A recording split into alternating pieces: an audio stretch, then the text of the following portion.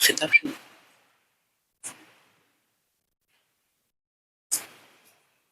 کہاں سے دل آپ کے گلاس گلاب ہے ان کا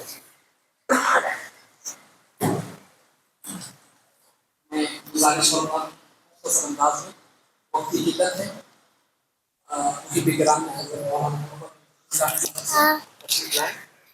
کچھ تو بولنے کا پھر فوراً انشاءاللہ تبارک و تعالیٰ حضور والا کا خطاب شروع ہو جائے گا.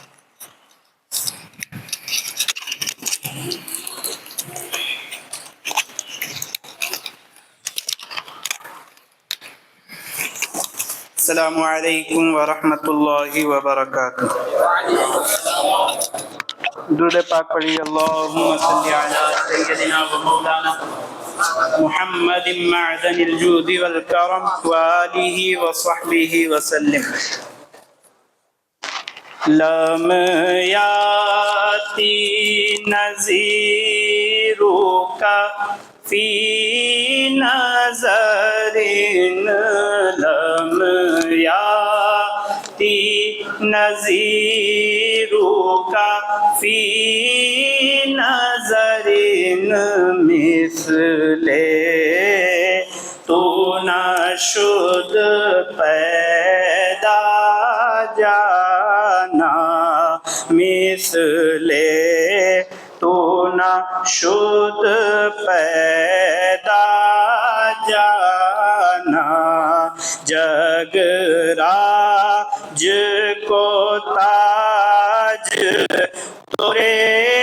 سر سو ہے جگ راج کو تاج تورے سر سو ہے تجھ کو شہ دو سرا جانا تجھ کو شہ دو سرا جانا. البحر علا والموج طغى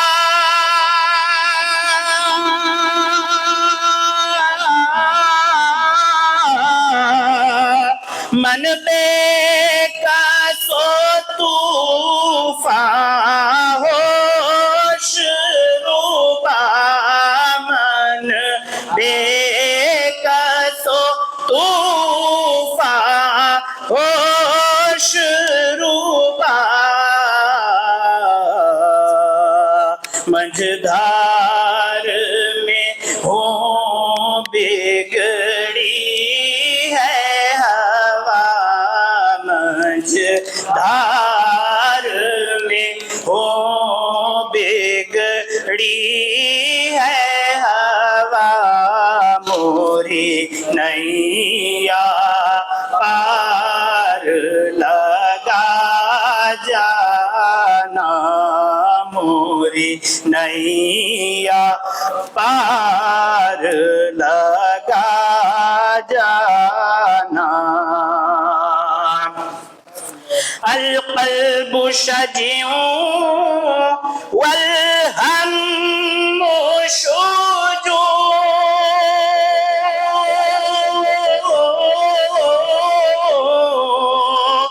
دل زار چونا جازیر چونو دل زار چونا جازیر چونو پت اپنی بے پت میں کاسے کہوں پت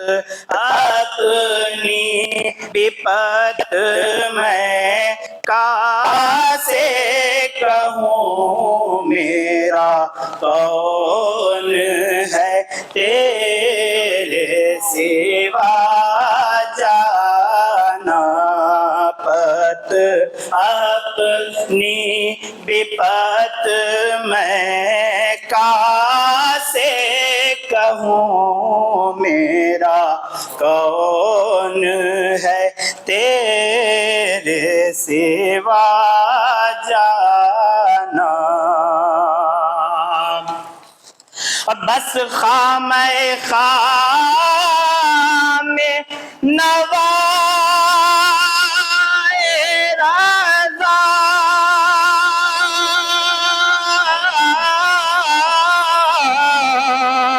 نہ یہ طرز میری نہ یہ رنگ میرا، نہ یہ طرز میری نہ یہ رنگ میرا، ارشاد احبا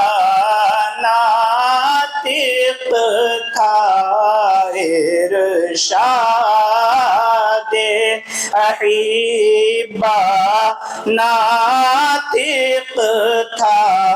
ناچار اس راہ پڑا جانا، ناچار اس راہ پڑا جانا۔ السلام علیکم۔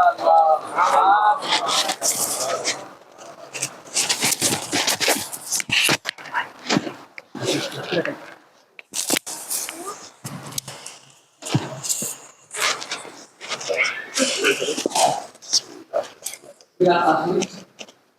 حضور والا کو اس طرح سے کاموں میں سکھانا ہوگا کہ دارالامان یہی ہے، حبیب خدا کی بات دارالامان یہی ہے، حبیب خدا کی بات۔ ہم کس کے در پہ جائیں در مصطفیٰ کی بات، ہم کس کے در پہ جائیں در مصطفیٰ کی بات، اور ہم عاشق آل محمد ہے اے زبان، ہم عاشق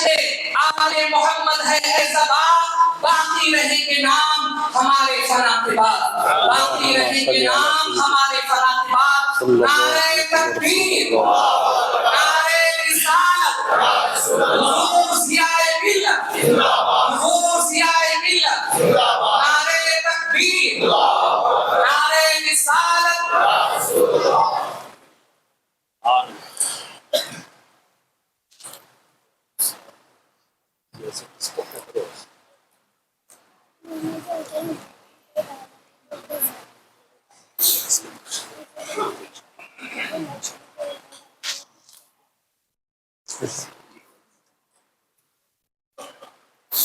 السلام علیکم ورحمۃ اللہ وبرکاتہ۔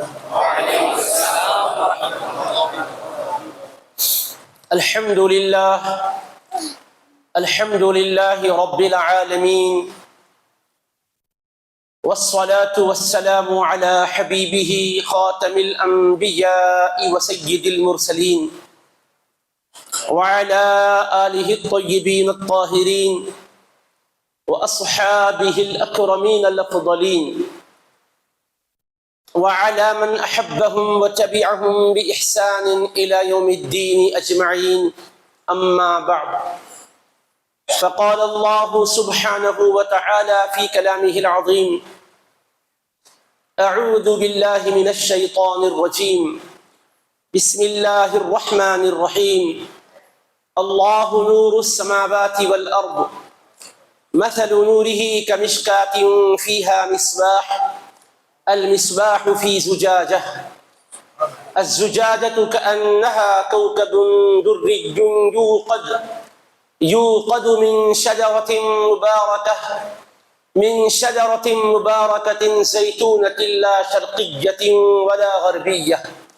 يكاد زيتها يضيء ولو لم تمسسه نار، نور على نور، يهدي الله لنوره من يشاء ويضرب الله الأمثال للناس والله بكل شيء عليم۔ وقال تعالى في شأن حبيبه الكريم: إن الله وملائكته يصلون على النبي يا أيها الذين آمنوا صلوا عليه وسلموا تسليما، اللهم صل على سيدنا محمد وعلى آله وصحبه أفضل صلواتك وعدد معلوماتك وبارك وسلم. رونق اسٹیج گرامی منزلت حضرت علامہ مولانا حافظ محمد ایوب اشرفی صاحب خلیفہ حضرت شیخ الاسلام دامت برکاتہم العالیہ، وہ معزز واجب الاحترام علماء کرام، خطباء ذوی الاحترام، حفاظ صاحبان،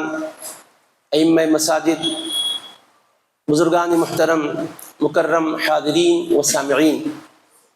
اللہ رب العزت کا بے پایاں ہم پر لطف و احسان ہے کہ اس نے ہمیں اپنے فضل و کرم سے اپنے حبیب کریم صلی اللہ تعالی علیہ وآلہ وصحبہ وسلم کی برکتوں اور عنایتوں سے مستفید اور مستفیض ہونے کے لیے اولیاء کرام صالحین امت کے روحانی سلاسل سے منسلک فرمایا ہے۔ سلاسل خواہ روحانیت کے کوئی بھی کیوں نہ ہو، سب کے سب نبی پاک علیہ السلام کی کمال متابعت کی وجہ سے اللہ رب العزت کی محبوبیت کی طرف بندوں کی تلقین اور تعلیم کرتے ہیں۔ تمام سلاسل کا مقصد یہی ہوتا ہے کہ خلق خدا کو خالق کا قرب عطا ہو، امتیوں کو نبی پاک علیہ السلام کی رضا و خوشنودی کی نعمتیں عطا ہو۔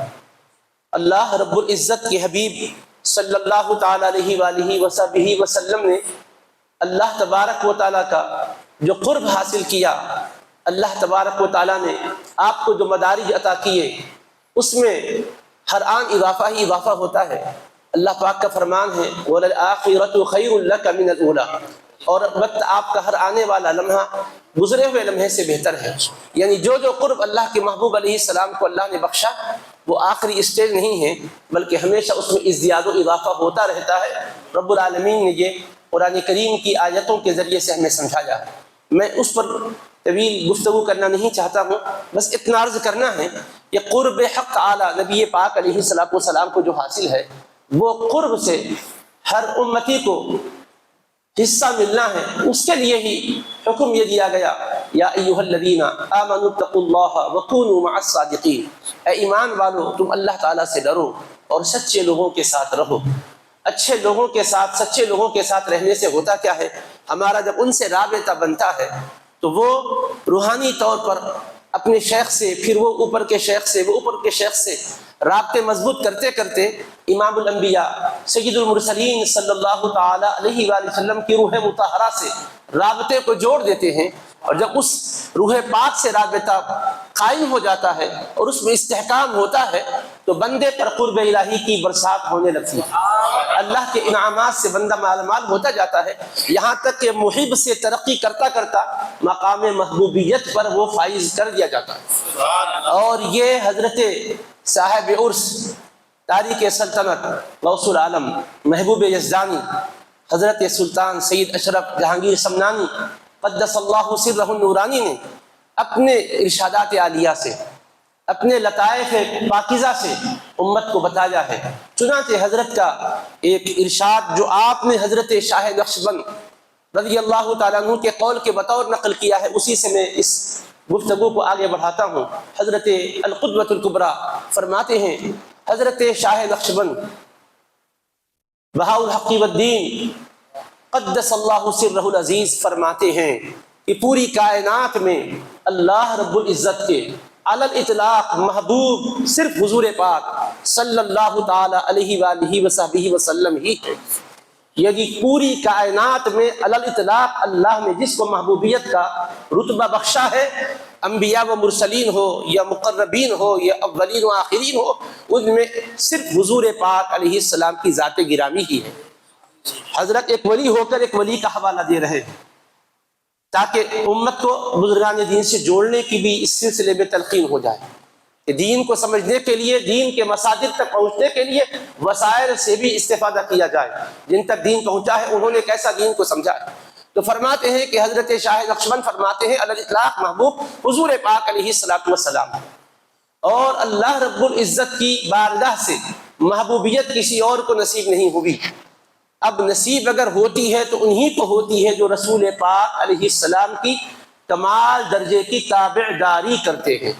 دلیل میں رب العالمین کا فرمان ہے قل ان کنتم تحبون اللہ فاتبعونی یحببکم اللہ۔ اے حبیب صلی اللہ علیہ وسلم آپ فرما دیجئے لوگوں اگر تم اللہ تعالیٰ سے محبت کرتے ہو تو میری پیروی کرو، میری متابعت کرو، اللہ تمہیں اپنا محبوب بنائے گا۔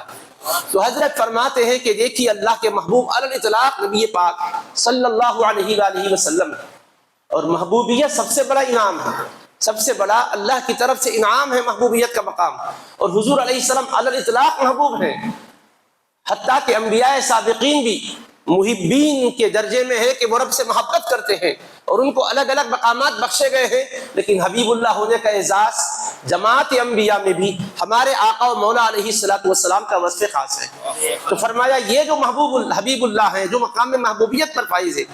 یہ محبوبیت کا فیض امت کو حضور پاک علیہ السلام کی ذات سے کیسا ملتا ہے، اس کو سمجھا رہے ہیں کہ رب العالمین نے فرمایا میرے حبیب کی تم تابعداری کرو گے تو اللہ تمہیں محبت سے اپنی نوازے گا۔ تم تو محبت کر رہے ہو، محب ہو، لیکن ارتقاء نصیب ہوگا تاکہ تم محبوبیت کے مقام پر فائز کر دیے جاؤ گے علی حسب مراتب۔ اب حضرات گرامی، حضرت سمجھاتے ہیں، میں حضرت کی بات کو اپنے الفاظ میں آپ کے گوش گزار کر رہا ہوں کہ یہ جو نبی پاک علیہ السلام کی ذات ہے، یہ روح مصطفیٰ علیہ السلام ہے کہ جو محبوبیت کے منصب پر متمکن ہے، اور وہ روح اپنی صلاحیت کشش کی جو ہے، جذب کی جو ہے، اس کو بروئے کار لا کر اپنے متابعت کرنے والے، پیروی کرنے والے غلاموں کو اپنے سے قریب کرتی ہے اور اطراف عالم سے انہیں کھینچتی ہے اور اپنا فیض محبت کا منتقل کرتی ہے۔ آپ اس کو ایک مثال سے سمجھاتے ہیں، جیسے مقناطیس کو آپ دیکھتے ہو، مقناطیس اس کے قریب رہنے والے لوہے میں جاذبیت کی صلاحیت منتقل کرتی ہے، جس کی وجہ سے وہ لوہا دوسرے لوہے کو کھینچتا ہے۔ حالانکہ بذات خود لوہے میں کھینچنے کی صلاحیت نہیں ہے، مگر مقناطیس کی قربت کی وجہ سے، اس کے وصل کی وجہ سے، اس کے تعلق کی وجہ سے اپنا اثر جاذبیت مقناطیس نے لوہے پر منتقل کیا۔ پہلے مقناطیس کو قربت کی وجہ سے لوہے سے محبت ہوئی تو لوہا اس کا محبوب بنا، اس نے اپنی تاثیر جذب اس میں منتقل کی، وہ دوسرے کے لوہوں کو کھینچ رہا ہے۔ یہ ایک مثال ہے تاکہ ہر کس و ناقص کے سمجھ میں آ جائے۔ فرماتے ہیں نبی پاک علیہ السلام اپنی وہ مقناطیسی تاثیر کے باعث اپنے اصحاب جو کہ بے شمار ہیں ان کو جذب کی تاثیر سے متاثر کرتے ہیں اور اپنا فیض محبت خداوندی کا ان کو عطا فرماتے ہیں۔ رسول پاک علیہ السلام کو جو خدا کی محبت کی نعمت حاصل ہے اور محبوبیت کی دولت حاصل ہے، وہ اپنی تابعداری کرنے والے صحابہ کرام رضوان اللہ تعالی علیہم اجمعین میں منتقل فرماتے ہیں۔ جو محبت حبیب پاک علیہ السلام کی کمال متابعت کی وجہ سے ان میں منتقل ہوتی ہے تو جذب کی تاثیر ان میں آ جاتی ہے، وہ تابعین کو کھینچتے ہیں اپنی صلاحیتوں کے باعث، تابعین اولیاء کرام کو کھینچتے ہیں اپنی صلاحیتوں کے باعث، اولیاء اپنے بعد والوں کو کھینچتے ہیں اپنی صلاحیتوں کے باعث، یہاں تک کہ قرنن بعد قرنن بطنن بعد مطن الى یوم القیامہ یہ سلسلہ تاثیر کا جاری رہتا ہے۔ تاثیر و تاثر کا ایک نظام چلتا ہے کہ وہ اپنا اثر ڈالتے ہیں اور جو تابعداری کرتے ہیں وہ اثر کو قبول کرتے ہیں۔ یہ فعل و انفعال کا سلسلہ، تاثیر و تاثر کا سلسلہ، افادہ اور استفادہ کا سلسلہ بڑھتا جاتا ہے، اور وہ مشائخ کی نسبتوں سے جو ان سے ارادت کی نعمت حاصل کر کے اپنا ہاتھ ان کے ہاتھ میں دیتے ہیں، جب اپنے آپ کو ان کے حوالے کرتے ہیں تو وہ اپنی صلاحیت مقناطیسی کی وجہ سے کھینچ کر اپنے بعد والوں کے قریب کرتے ہیں، وہ اوپر والوں کے قریب کرتے ہیں۔ یہ زنجیری سلسلہ مربوط ہوتا ہے روح محمدی علی صاحبہ افضل الصلاۃ والسلام سے، اللہ کے محبوب پاک علیہ السلام کی روح پاک سے یہ سلسلہ منسلک ہوتا ہے، اور روح محمدیاتوں کے، ذات مصطفیاتوں کے پوری کائنات میں علیہ اطلاق محبوبیت کے مقام پر فائز ہے۔ اس لیے تابعداری مصطفیٰ کی بدولت یہ اتصال جب قائم ہوتا ہے تو محبت کی خیرات بڑھتی ہے اور فرمان الہی صادق آتا ہے، فاتبعونی یحببکم اللہ، تم میری پیروی کرو اللہ تم سے محبت فرمائے گا۔ یقیناً ہر مفسر نے اپنے انداز سے تفسیر کی ہے، ہر عالم دین نے اپنے انداز سے مفہوم کو سمجھایا ہے، لیکن یہ بھی سمجھانے کا انداز ذرا دیکھیے کہاں سے بات کیے؟ شاہ نقشبند کے ملفوظ کو لیے تشریف فرماتے فرماتے قرآن کریم کی آیت سے اس کو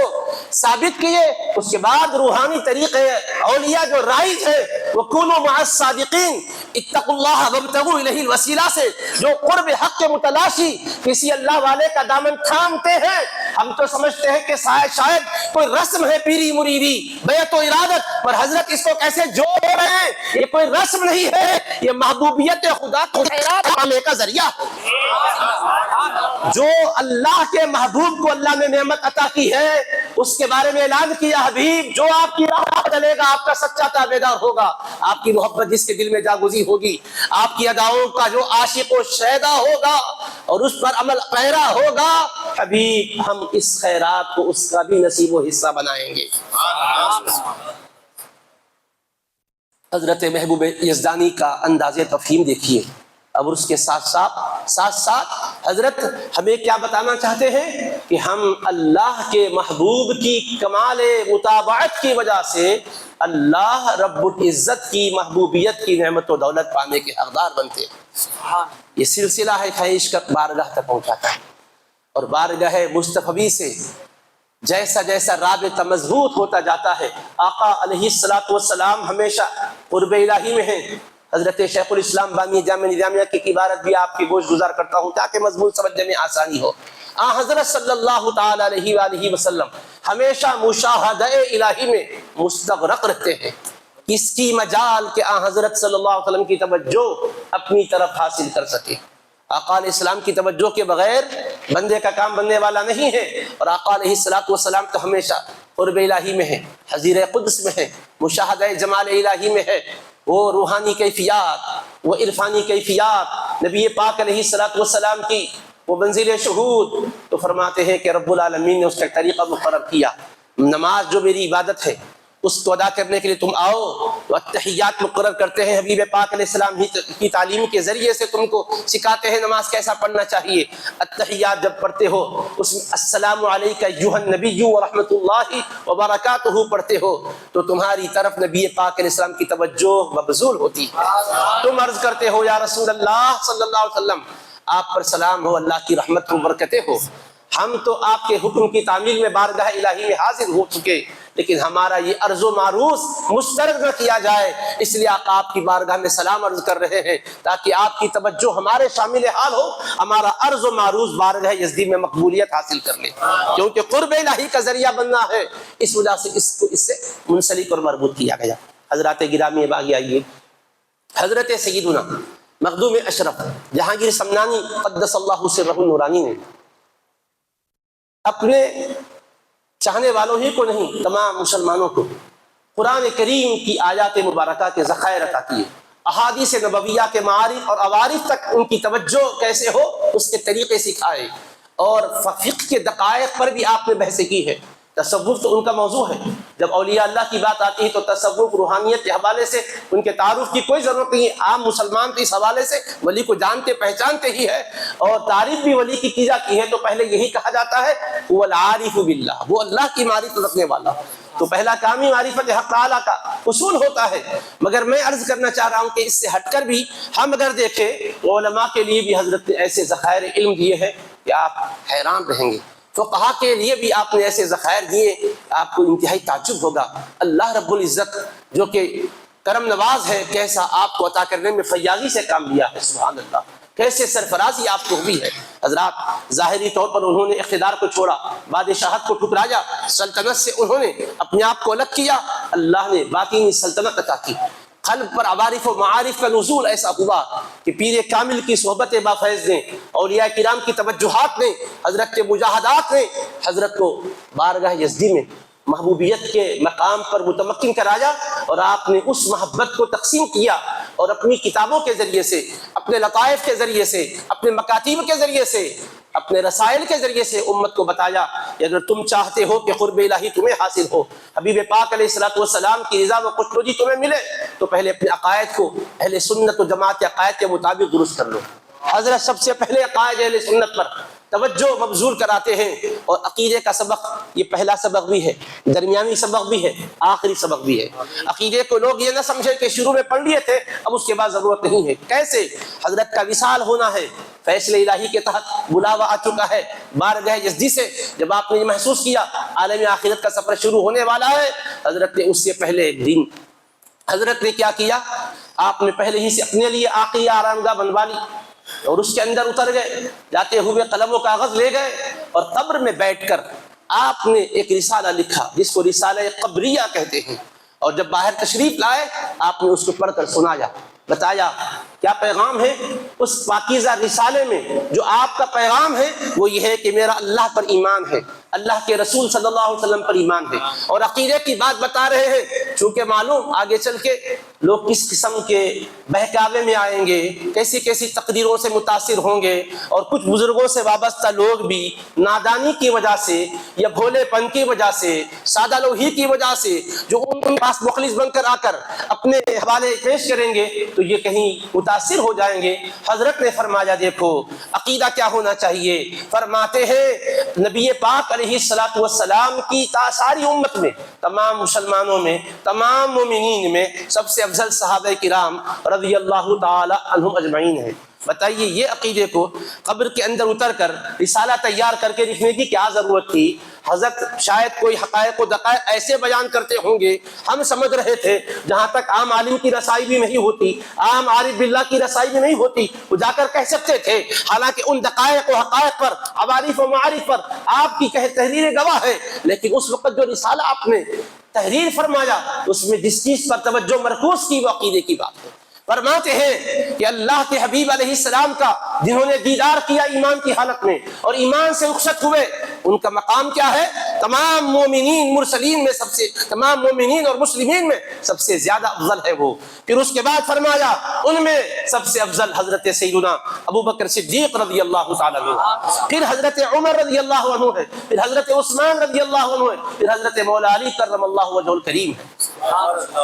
یہ حضرت فرما رہے ہیں وہاں سے جو آپ نے پیغام دیا اوپر تشریف لا کر فرمایا یہ ہے تحریر، یہ میرا عقیدہ ہے۔ اس طرح کے عقائد لکھنے کے بعد کیا فرمایا؟ یہ میرا عقیدہ تھا، یہ میرا عقیدہ ہے اور یہ میرا ابد تک عقیدہ رہے گا۔ تھا کا مطلب کبھی کسی تحریر کو،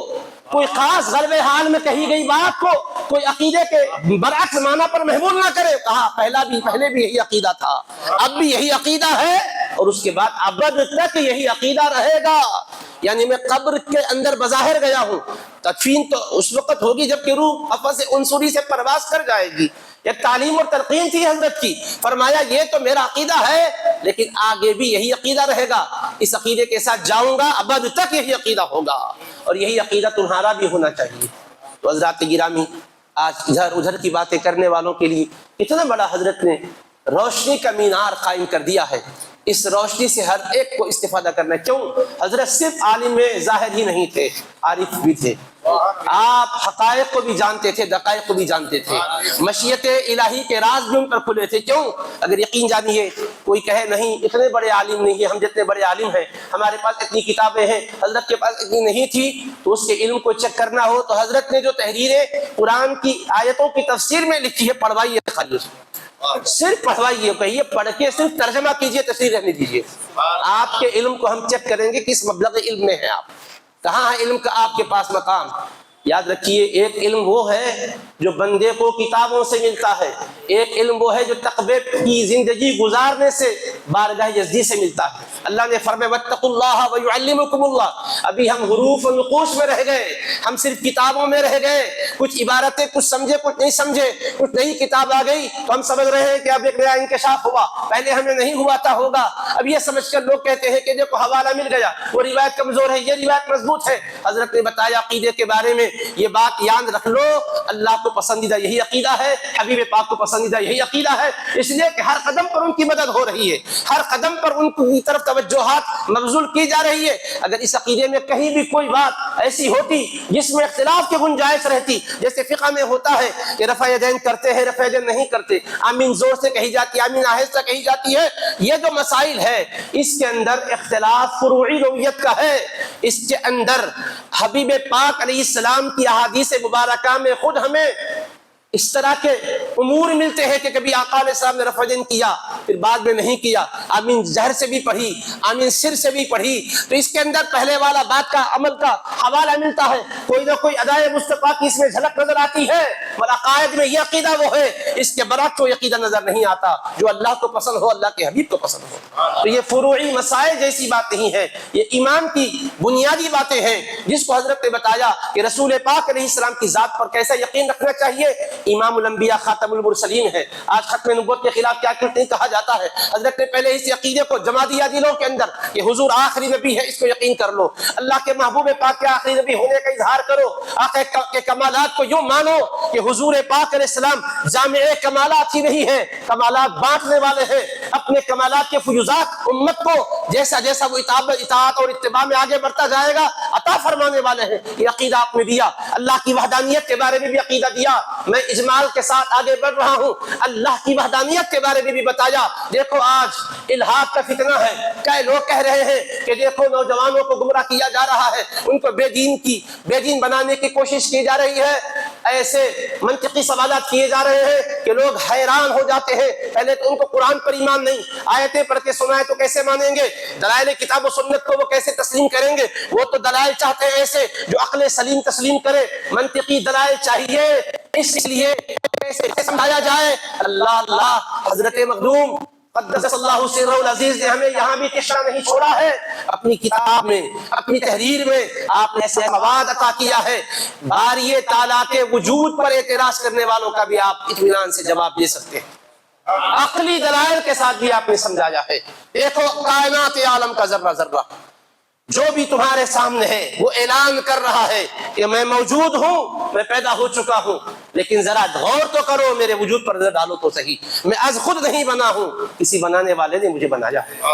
ہر ذرہ اعلان کر رہا ہے میرا بنانے والا کوئی ہے، بغیر بنانے والے کے از خود کوئی چیز وجود میں نہیں آتی۔ موجودات و مصنوعات پر نظر دوڑانے والوں، کائنات پست و بالا میں بکھری ہوئی اللہ پاک کی مخلوقات پر توجہ کرنے والوں، دیکھو تو صحیح کہ تمہارے لیے خداوند قدوس سے دفتر کھولا ہے۔ قل انظروا ماذا فی السماوات والارض،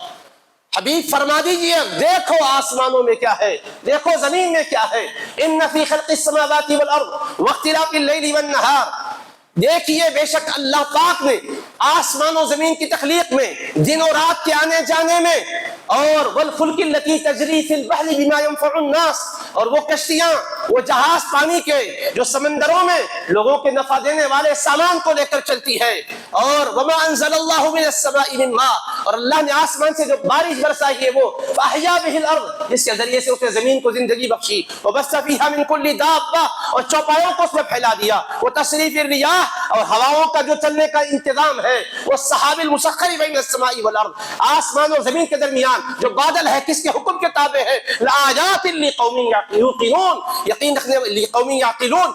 رکھنے والوں کے لیے، عقل رکھنے والوں کے لیے، لقوم یعقلون، نشانیاں ہے، سمندر سے تعلق ہے، فرماتے ہیں غور کرنے کی بات ہے، اللہ نے نشانیوں کو پھیلایا ہے۔ آپ کہیں گے یہ تو آیت پڑھ کے سنائے، ہم تو منطقی دلائل چاہ رہے ہیں، ارے آیت میں مضمون کیا ہے، آیات میں دلیل پر جو توجہ مرکوز کرائی جا رہی، عقل کو دعوت دی جا رہی ہے کہ عقل سے تم دیکھو تو صحیح، خداوند قدوس کی تخلیق کے نظام کو دیکھو، یہ نظام میں اعلان کر رہا ہے کہ اس کو چلانے والا ہے، کتنا منظم طریقے سے یہ کائنات کا نظام چل رہا ہے۔ سیدی فرماتے ہیں کائنات کا ذرہ ذرہ اعلان کر رہا ہے کہ بنانے والا خالق ایک ہے، اور وہ قادر بھی ہے، وہ جاننے والا بھی ہے، وہ عاجز نہیں ہے، اگر وہ نہیں جانتا تو بناتا کیسے، اور قدرت نہیں ہوتی تو وجود میں لاتا کیسے، اس کے وجود کو مانو کہ وہ ہمیشہ سے ہے، ہمیشہ رہنے والا ہے، ہر ذرہ پیدا ہونے والا اعلان کر رہا ہے کہ میرا خالق ہے، میرا موجد ہے، اور وہ ازلی، وہ ابدی ہے، اس کی نہ کوئی ابتدا نہ کوئی انتہا ہے، ہمیشہ سے ہے،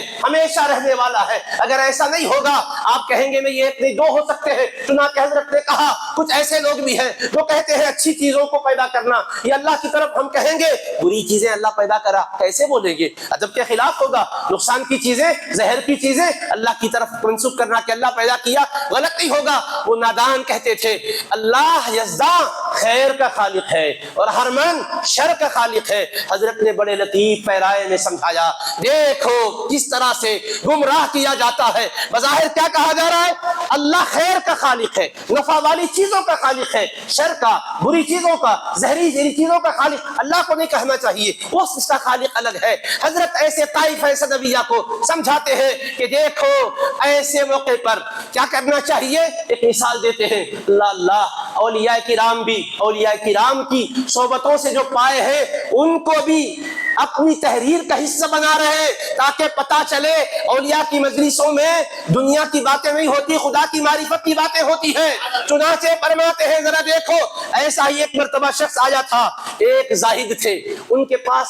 تصوف و روحانیت تو تھی مگر دلائل اتنے نہیں تھے، علم اتنا مضبوط نہیں تھا مگر عقیدہ اچھا تھا۔ وہ ایک دانشمند کے روپ میں آیا جس کا یہ عقیدہ ہے خیر کا اللہ خالق ہے، شر کا کوئی اور خالق ہے۔ وہ آیا اور ان سے استفسار کیا اور ان کو مغالطہ دینے لگا۔ یہیں سے میں آپ کو آگے بڑھنے سے پہلے کہوں، کبھی کوئی اگر آپ کے پاس منکر آئے اور آپ سے الجھنا چاہے، آپ کو اس مسئلے کے بارے میں تحقیق ہے تو بات کیجئے، ورنہ آپ کہیے فی الوقت مطالعہ نہیں ہے۔ اور ایسا نہیں ہے کہ ہر وقت استحضار ہو، میں دیکھ کر بولوں گا یا اپنے سے بڑے علماء سے بات کر کے بولوں گا، کیونکہ آپ دین کو سمجھا رہے ہیں، اپنی ذات کو نہیں۔ آپ سے اگر غلطی ہوگی اپنی ذاتی معاملات میں تو اس کا معاملہ الگ ہے، دین اور توحید اور رسالت کے مضمون کے بارے میں ہوگی تو پھر بڑا مسئلہ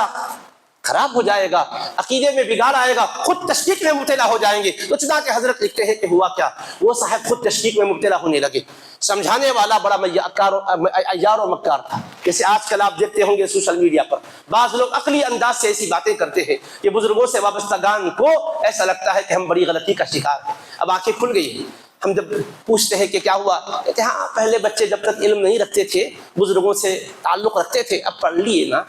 اب تو معلومات آ گئے نا، اس لیے وہ بزرگوں کے پاس نہیں جاتے، اس لیے کہ کیوں، وہ تو جہالت کی وجہ سے جاتے تھے، اب علم آ گیا، نالج آ گئی، لہٰذا اب جانے کی ضرورت نہیں ہے۔ نادان سمجھ رہے ہیں اللہ والوں کے پاس جانا شاید دنیا کے حصول کے لیے ہوتا ہوگا، کوئی ہجوم بڑھا کر ان کی کوئی خاص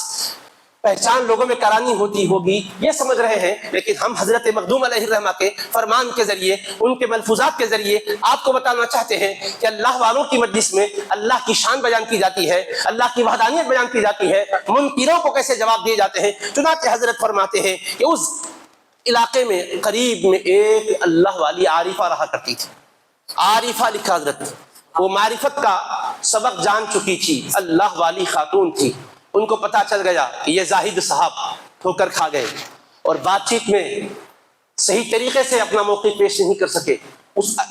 مکار نے جج کا کام کیا، فریب سے کام لیا، اس نے اپنی بات پیش کرنے میں بظاہر وہ کامیاب ہو گیا اور یہ اپنی دلیل پیش کرنے میں بہتر کردار ادا کرنے والے نہیں رہے۔ تو ان کو احساس ہوا کہ کیا کرنا چاہیے، ایک تو صوفی کا علم عقیدہ بگڑ رہا ہے، دوسرا وہ اب یہ اعلان کرے گا کہ دیکھو تمہارے عالم سے میں نے بات کی، تمہارے نیک بزرگ سے بات کی، اس نے میرا جواب نہیں دیا۔ وہ اللہ والی اٹھی ظاہری طور پر، وہ اپنا ایسا حال بنائی کہ پہچان نہ سکے کہ یہ ہے کون، اور اس دانشمند کے پاس گئی جس کو اپنی دانش پر ناز تھا اور جو گمراہ کر رہا تھا، بحثیں کر کر کے، مناظرے کر کر کے لوگوں کے عقیدوں کو برباد کر رہا تھا، گئی اور جا کر کہنے لگی ایک اشکال ہے، میرے اس اشکال کا جواب دیجیے۔ اس نے کہا کیا اشکال ہے؟ تو ہاں جانے سے پہلے اس نے یہ کیا کہ موم سے ایک بچھو کو بنایا، کاغذ میں رکھ کر اپنی آستین میں رکھ لیا اور جا کر کہنے لگی یہ جو بچھو ہے اس کو کس نے بنایا ہے؟ اس نے کہا کہ ہرمن نے بنایا ہے، کیونکہ یہ بچھو تو نقصان پہنچانے والا ہے، اللہ کو تو نہیں بول سکتا۔ اس کا عقیدہ تھا اچھی چیزیں، فائدے کی چیزیں اللہ بناتا ہے، نقصان کی چیزیں دوسرا ہے، ہرمن ہے وہ بناتا ہے۔ تو کہا ہرمن نے بنایا۔ تو پھر پوچھا اس کے اندر، اس کے ڈنک میں زہر کس نے رکھا؟ اس نے کہا اسی نے رکھا ہے، زہر بھی نقصان کی چیز ہے تو لہٰذا اسی نے رکھا ہے۔ تو پھر پوچھا جب اس نے بنایا ہے، یعنی ہرمن نے اس کو بنایا اور اس نے ڈنک میں زہر رکھا، اس وقت یزداں کیا کر رہا تھا؟ جو خیر کا بنانے والا ہے، جس کو تم مانتے ہو کہ نفع کی چیزیں وہ بناتا ہے، اس وقت وہ کیا کر رہا تھا؟ کیا اس کو اس کا علم تھا یا نہیں تھا؟ یہ بنا رہا تھا تو اس کو علم تھا یا نہیں تھا؟ چکر کھا گیا، تأمل کرنے کا، کہا فی الفور جواب دو ورنہ میں اپنا مذہب تبدیل کر دیتی ہوں۔ ڈرائی ظاہر ایسا دکھ رہا تھا کہ اسی کے مذہب کی ہے، کیونکہ ہمارے مذہب کے حصے آپ ثابت کرو ورنہ مذہب تبدیل کر دوں گی۔ کہا او مائی صاحبہ تھوڑا صبر سے کام لو۔ اس کے بعد آنکھوں سے پردے ہٹ گئے، حجابات ہٹ گئے۔ یاد رکھیے ہماری تقریریں وہ اثر نہیں کرتی جو اللہ والوں کے سادہ جملے اثر کرتے ہیں۔ دیکھیے واللہ والی آیت بھی پڑھ کے نہیں سنائی، حدیث بھی پڑھ کے نہیں سنائی، ایک انداز سے اشکال کے روپ میں ایسا سوال کیا کہ دانش مند تھا، سوچنے لگا اگر یہ کہا جائے کہ اس کو علم تھا تو پھر کہے گی جب علم تھا تو وہ اپنے خیر کو بنانا تھا، شر کو روکنا تھا۔ کہے گی علم نہیں تھا تو جاہل کیسا خدا ہو سکتا؟ وہ اس کو بھی خدا مانتا تھا، اس کو بھی خدا مانتا تھا۔ کہتا خیر کا خالق بھی خدا، شر کا خالق بھی خدا، دو خدا ہے۔ تو کہتا تھا اب یہ اس کے پاس تھا تو یا تو یہ ہوگا یا وہ ہوگا۔ جیسے ہی انہوں نے کہا اس نے غور و تأمل کے بعد کہا او مائی صاحبہ زنار توڑنے آئی ہے یا زنار توڑوانے آئی ہے؟ یعنی تم اپنا مذہب تبدیل کرنے آئی ہے، میرا مذہب تبدیل کرانے آئی ہے۔ اس کے بعد کہا اشہد ان لا الہ الا اللہ واشہد ان محمد رسول اللہ، میں ہی اپنے مذہب کفر سے توبہ کرتا ہوں اور اسلام میں داخل ہوتا ہوں، جو عقیدہ تمہارا ہے اسی عقیدے کو میں بھی تسلیم کرتا ہوں۔ تو دیکھیے اللہ کے نیک بندے صرف روحانیت ہی نہیں رکھتے بلکہ دلائل کے ذریعے سے ملحدین کو قائل کرانے کی صلاحیت بھی رکھتے۔ حضرت نے اس کو ذکر کیا اور دیکھیے اس پر حوالہ دیا معدن المعانی کا۔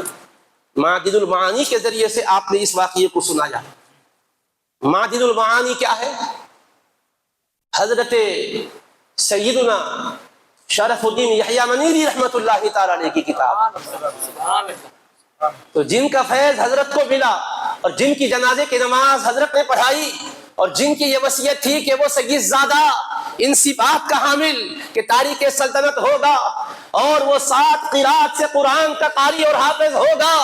یہ شان والا صحیح النسب سید زادہ ہوگا، وہ آئے گا جنازے کی نماز میں نہیں پڑھائے گا۔ تو حضرت نے بتایا حضور آپ کی بارگاہ کے فیضان کو میں نے بھی حاصل کیا ہے اور اپنے لطائف میں جب دقائق بیان کروں گا آپ کے بیان کردہ واقعات سے بھی استدلال کروں گا تاکہ پتہ چلے بزرگوں سے فیض لینے کے بعد کیسے ان بزرگوں کی شان بیان کی جانی چاہیے،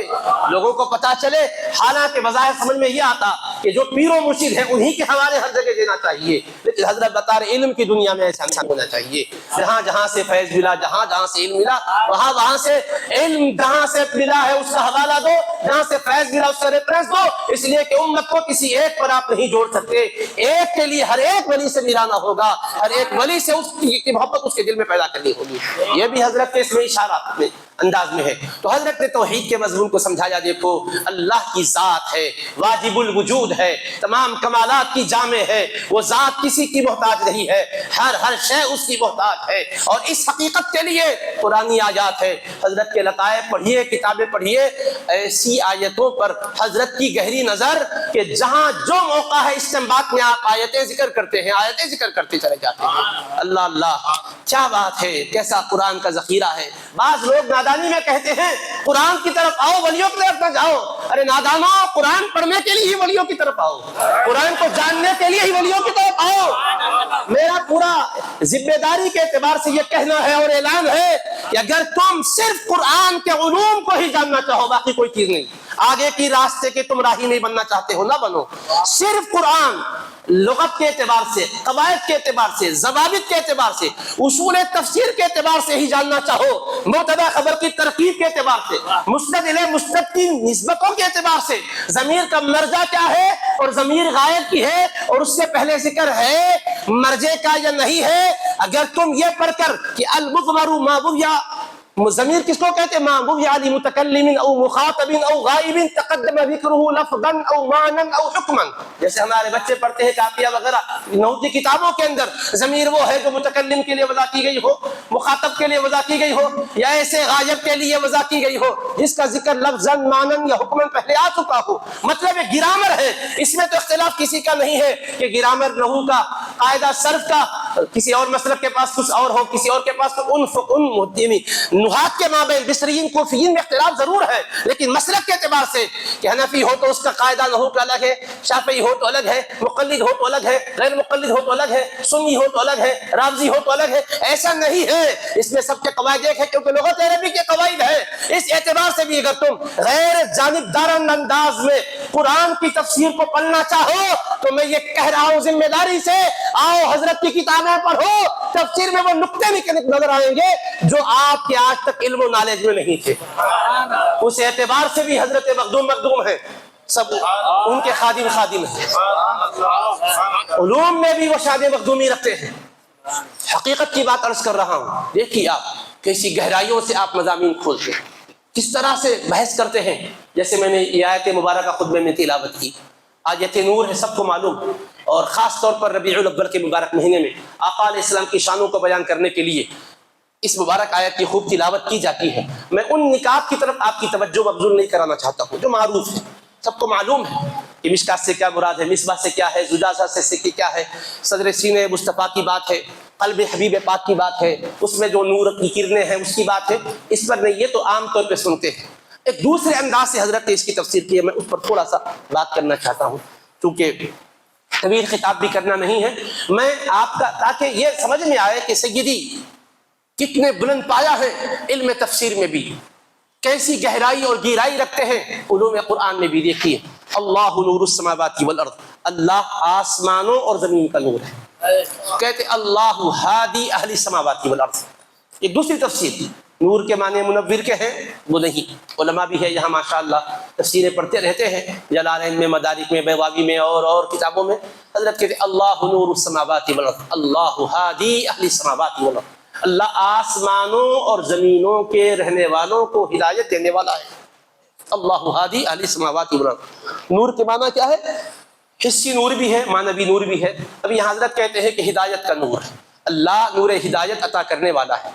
آسمان والوں کو بھی زمین والوں کو۔ یہ تفسیر کیوں کی آپ نے؟ اللہ نور السماوات والارض، نور مضاف ہے، السماوات معطوف علیہ ہے، والارض معطوف ہے، واو حرف عاطفہ ہے، معطوف علیہ مل کے نور کا مضاف الیہ ہے، نور مضاف الیہ خبر ہے، اللہ اسم جلالہ مبتدا ہے، مسند الیہ ہے، مسند ہے، یہ تو آپ کو معلوم۔ مگر حضرت کہہ رہے ہیں کہ یہاں پر اضافت، یہاں پر عبارت میں محذوف ہے کہ نور السماوات والارض کا مطلب اہل السماوات والارض۔ نور کو ہادی کے معنی میں لیا، نور مصدر ہے، اس کو اس میں فاعل کے معنی میں لیا، منور کے، اور منور سے مراد نور ہدایت دینے والا اس معنی میں لیا حضرت نے، اور پھر وہاں مضاف کو محذوف، آسمانوں زمینوں کو ہدایت دینے والا مراد آسمان والوں کو ہدایت دینے والا، زمین والوں کو ہدایت دینے والا۔ یہ قرآن کی بلاغت ہے۔ قرآن کہتا ہے واسأل القریہ، گاؤں سے پوچھو، گاؤں سے کوئی پوچھتا ہے کیا بولیے، یعنی واسأل اہل القریہ، گاؤں والوں سے پوچھو۔ یہاں اب آپ بولیے یہ قاعدے کو جاننے کے لیے کیا اس میں کوئی مسلک کی بات ہے؟ نہیں صاحب، اہل سنت کے ہو تو یہ قاعدے جانیں، ہم تو اس کی کیا ضرورت ہے؟ بات تمہیں بھی اگر ان قواعد پر مشق کرنا ہو تو حضرت مخدوم کی کتاب پڑھو، قواعد کی مشق بھی ہوگی، محذوف بھی سمجھ میں آئے گا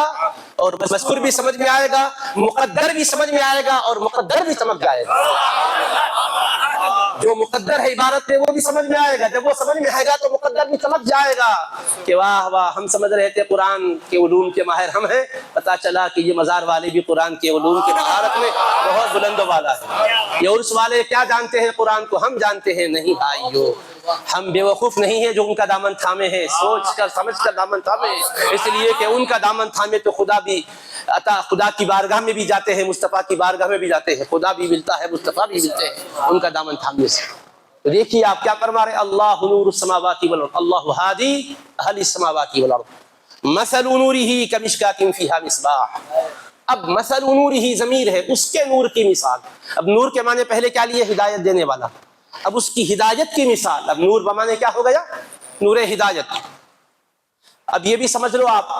تاکہ کل کے دن کوئی یہ نہ سوچے کہ بھائی حضرت شاید حضور پاک علیہ السلام کو معنوی نور ہی مانتے ہیں، حسی اور ظاہری نور نہیں مانتے، ایسا کوئی مطلب ہرگز نہیں۔ حضرت کی کتابیں اس پر شہادت دیتی ہے، گواہی دیتی ہے کہ ذات مصطفیٰ علیہ السلام کو ظاہر کا بھی نور مانتے ہیں، باطن کا نور بھی مانتے ہیں، قلوب کو روشنی دینے والے بھی مانتے ہیں اور اجسام کو روشنی دینے والے بھی مانتے ہیں۔ آقا کی نور کی کرنوں سے ہر سو اجالے پھیلے ہیں۔ یہی نہیں، شمس و قمر بھی استعارے میں مصطفیٰ کا نور لیا ہوا ہے، مانتے ہیں، مگر ان کا موضوع یہ نہیں ہے کبھی ایک پہلو سے بات کی جائے دوسرے پہلو کی طرف توجہ نہ کی جائے تو یہ نہ سمجھا جائے کہ وہ شاید تسلیم نہیں کیا جاتا ہے۔ القرآن ذو وجوہ، قرآن کئی اپنے اندر وجوہ رکھتا ہے، کئی اس کے اندر معانی رکھتا ہے۔ قرآن کے کبھی بھی کوئی ایک معنی بیان کیے جائیں تو یہ مطلب نہیں ہے کہ دوسرے معنی کا انکار کیا جا رہا ہے، ہر معنی اپنی جگہ ہے، قرآن کا ظاہر بھی ہے باطن بھی ہے۔ حضرت خود اپنے لطائف میں لکھتے ہیں قرآن کریم کا ظاہر بھی ہے باطن بھی ہے، ہر آیت کا ظاہر و باطن بھی ہے، اس کے اندر پھر یہی نہیں ہے کہ ظاہر و باطن ہے، فرماتے ہیں ظہور و بطون کے ساتھ ساتھ اس کے اندر حدود بھی مقرر کیے گئے ہیں، اور پھر ہر حد کے لیے مطلع بھی رکھا گیا ہے۔ مطلع نہیں مطلع میں فرق ہے۔ مطلع کا مطلب طلوع کی جگہ، مطلع کا مطلب ایسے ہی چمکتا ہے، مقام طلوع سے کوئی طلوع ہوتا ہے اس کو مطلع کہتے ہیں، جیسے سورج چمکتا ہے کہاں سے، جہاں سے وہ نکلتا ہے ظہور کرتا ہے اس کو مطلع کہتے ہیں۔ تو مطلع تو ہر ایک پر کھلتا ہے، لیکن یہ مطلع نہیں مطلع ہے، اس کے لیے خصوصی طور پر مجاہدے کی ضرورت ہے۔ آسانی سے چمک دیتے وہ نور نظر نہیں آتا، اس نور کے لیے آنکھیں بھی چاہیے، اور چشم بینا سے کام نہیں چلتا، دل بینا چاہیے،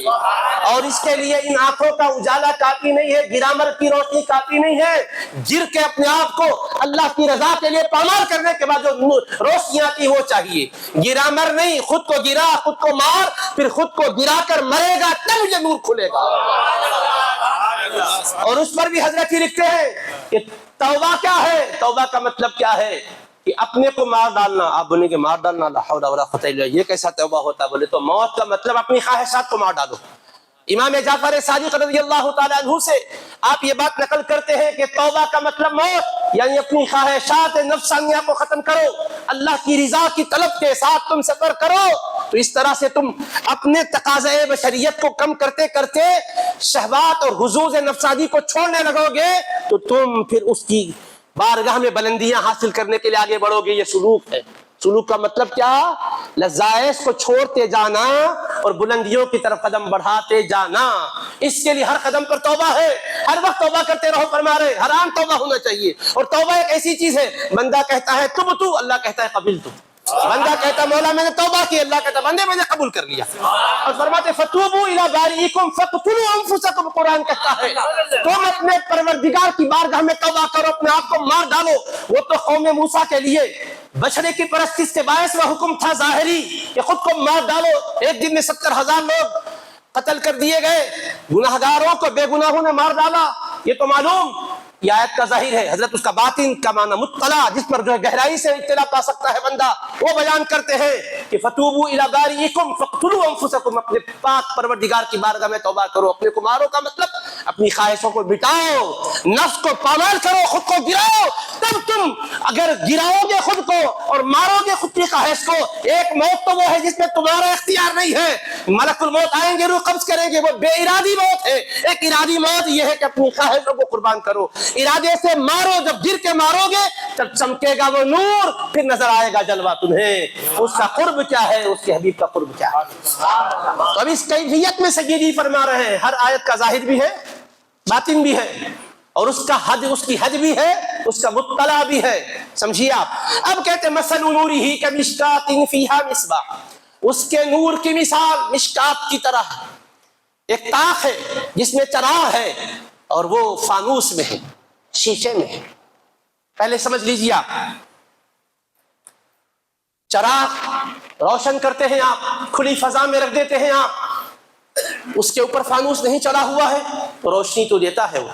اندھیرے میں اجالا تو دیتا ہے، لیکن اگر فانوس چڑھاؤ تو اس کی روشنی میں اضافہ ہوتا ہے، اور اگر وہ بھی فانوس کو کھلے ماحول میں رکھو اتنی روشنی نہیں آتی۔ اگر کسی محراب نما طاق میں رکھو اور جس میں ہر طرف سے بند ہو، صرف ایک طرف سے کھلا ہو، اس کی روشنی اور تیز ہوتی ہے۔ یہ تو آپ کا مشاہدہ ہے یا نہیں؟ اللہ تعالیٰ ہمارے مشاہدے میں جو چیزیں ہم دیکھتے ہیں اس کے ذریعے سے ہمیں سمجھاتا ہے، ان حقائق کا عرفان ہو تاکہ ہم ان کو جانیں۔ فرمایا کہ مشکات فیہا مصباح، ایک مشکات کی طرح، طاق کی طرح، فیہا مصباح جس میں چراغ ہے، المصباح فی زجاجہ، وہ چراغ ایک شیشے ایک فانوس میں ہے، الزجاجۃ کأنہا کوکب دری، وہ فانوس ایسا چمک رہا ہے گویا کہ ایک ستارہ ہے جو موتی کی طرح چمک رہا ہے. یوقد من شجرۃ مبارکہ، ایک برکت والے درخت سے جس کو روشن کیا جا رہا ہے، یعنی برکت والا زیتون کا درخت جس کے تیل سے اس کو روشن کیا جا رہا ہے. لا شرقیۃ ولا غربیہ، نہ وہ مشرقی ہے نہ مغربی ہے، یعنی صرف مشرق کی طرف ہوگا تو ایک مرتبہ اس پر روشنی پڑے گی، پھر اس کے بعد کچھ وقت جب آئے گا تو اس پر روشنی نہیں پڑے گی. دن میں ایک وقت سورج کے طلوع ہوتے وقت، سورج کے ڈوبتے وقت شرق و غرب کی طرف، اگر مغرب کی طرف ہوگا جب سورج ڈوب رہا ہوگا تب اس کے پاس روشنی نہیں ہوگی. مشرق کی طرف ہوگا تو فرماتا ہے کہ ایسا وہ شجرہ مبارکہ زیتون ہے کہ نہ شرقی ہے نہ غربی ہے، ہر وقت اس پر روشنی پڑتی رہتی ہے، نور برستا رہتا ہے. ایسا نہیں کسی لمحے کے لیے بھی اس پر نور کے سلسلے میں حجاب یا پردہ حائل ہوتا ہوگا. لا شرقیۃ ولا غربیہ یکاد زیتها یضیء، اس کا تیل اتنا صاف شفاف ہے وہ خود روشنی دے رہا ہے. یکاد زیتها یضیء ولو لم تمسسه نار، اگر آگ سے سلگایا نہ بھی جائے بذات خود اتنا صاف شفاف تیل ہے وہ خود روشنی اور اجالا دے رہا ہے. اب یہ ظاہری بات ہوئی، یکاد زیتها یضیء ولو لم تمسسه نار، نور علی نور، نور پر نور ہے. یہدی اللہ لنورہ من یشاء، اللہ اپنے نور کی طرف ہدایت دیتا ہے جس کو چاہتا ہے. ویضرب اللہ الامثال للناس، اللہ مثالیں لوگوں کو بیان کرتا ہے تاکہ وہ سمجھے، اور اللہ ہر چیز کا علم رکھنے والا ہے. تو ظاہری بات کیا ہوئی، ایک چراغ ہے اور وہ چراغ فانوس میں ہے اور وہ طاق میں رکھا ہوا ہے اور اس کو ایک برکت والے یعنی زیتون کے درخت کے تیل سے روشنی مل رہی ہے، اور اس کی روشنی خود اتنی صاف شفاف ہے کہ اگر سلگایا نہ بھی جائے تو وہ روشن ہو، سلگایا جائے تو پھر روشنی کا عالم کیا ہوگا. اور پھر یہ کہ کسی ایک سمت میں مشرق و مغرب کی نہیں ہے، ایسے بیچ میں ہے شمال و جنوب کی کہ ہر طرف بلا کسی حد کے اس کا اجالا پھیل رہا ہے. اسے سمجھا رہا ہے اللہ رب العالمین. اب سمجھاتے ہیں حضرت مثل نورہ، یہی اس کے نور کی مثال. حضرت کہتے ہیں یہاں مراد ہے المہتدی، ہدایت پانے والے کے نور ہدایت کی مثال ہے. اللہ ہدایت دینے والا ہے اہل زمین و اہل آسمان کو، اللہ سب کو ہدایت دینے والا ہے. اس کا ہدایت کا نور پانے والا کون ہوگا؟ اس کا مومن بندہ ہوگا جو کمال ایمان کی نعمت سے مالا مال ہوگا. فرمایا وہ مہتدی ہے، ہدایت پانے والا، جس کو نور ہدایت اللہ نے بخشا ہے. کیا مثل نور ہی کی ضمیر حضرت کہہ رہے ہیں کہ المہتدی کی طرف جا رہی ہے، ہدایت پانے والے کی طرف. کیونکہ اللہ کو جب ہادی کہہ کر آپ نے بیان کیا کہ آسمان و زمین کا نور یعنی آسمان زمین والوں کے لیے ہدایت دینے والا ہے، تو ہدایت دینے والے کے لیے ہدایت پانے والا بھی ہوا. آسمان والے زمین والے ہدایت پانے والے ہیں، اللہ ہدایت دینے والا ہے، تو ہدایت دینے والا ہادی ہے، ہدایت پانے والا مہتدی ہے. اب مثل نورہ، اس کے نور کی مثال، یعنی اس ہدایت پانے والے کو جو نور ہدایت ملا ہے اس کی مثال ہے. ارے تم تو شان مصطفیٰ کی بات کر رہے ہو، حضرت فرما رہے ہیں مطابعت مصطفیٰ کی بدولت ایک بندے مومن کو آقا کی غلامی کی وجہ سے وہ